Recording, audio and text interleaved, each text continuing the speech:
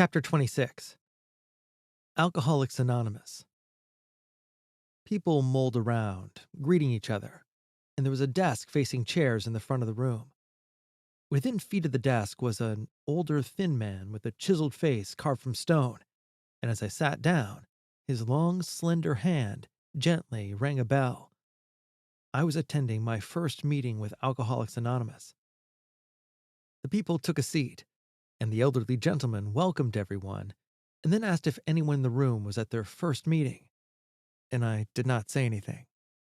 Next, a person in the crowd read something called How It Works. After the reading, the older man described his life to the crowd as a drunk and sober person.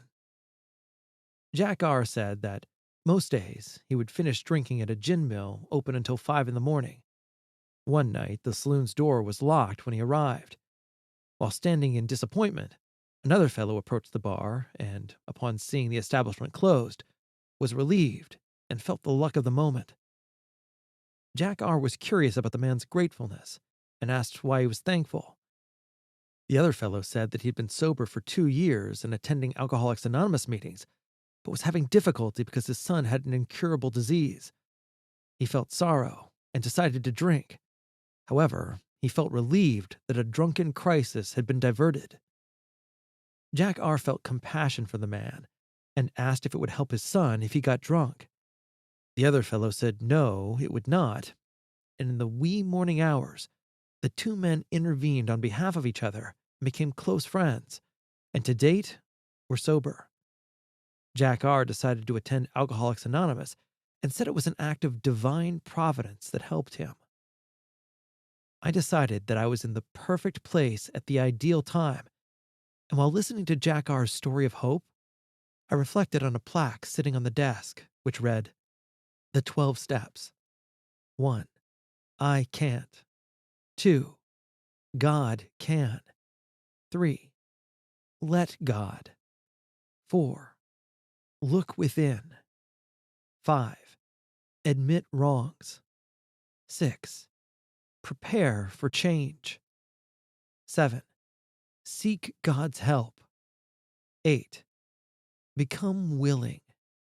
9. Make amends. 10. Daily inventory. 11. Pray and meditate. 12. Give it away.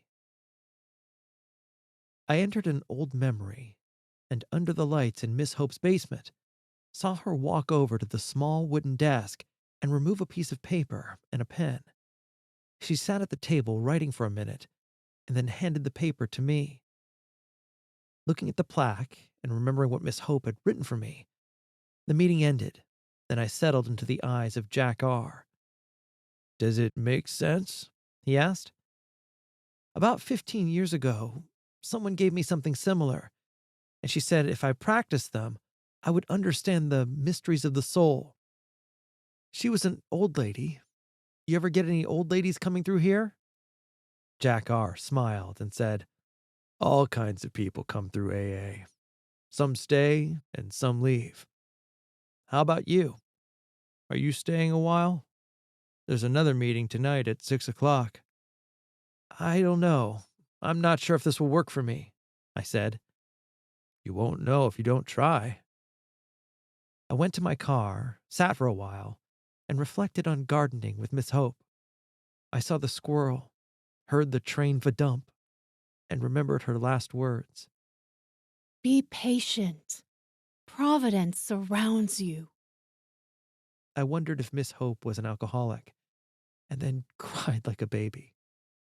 And then there was a tap at the window, and I thought it was a dirty copper.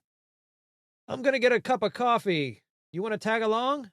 Jack R. asked. What's providence mean? He smiled and said, We place ourselves under the protective care of God or nature as a spiritual power. How do I understand providence? I asked. Well, a person must live a certain way for a while, and then, after some time, they can look back at their life and see all the tiny coincidences connected. A clear picture will show how providence and the care of God have been protective in the one's life. There are no coincidences, just tiny moments swirling around simultaneously producing lessons, and the person fits into the universe's plan. Wow, that's so deep. Let me ask a question. If a person robs a bank and gets caught and does 20 years, how is that the protective care of the universe? Great question, he said, but you're not focusing on the lessons. The location doesn't matter to the universe. What's important to God is that a person evolves. Are you a bank robber?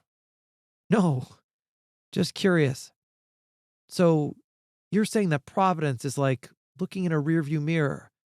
If I live the right way, I will see the tiny little coincidences connected, and everything changes relationships, careers, purpose, and accomplishment. It does require faith that you believe that providence is real, Jack R. added.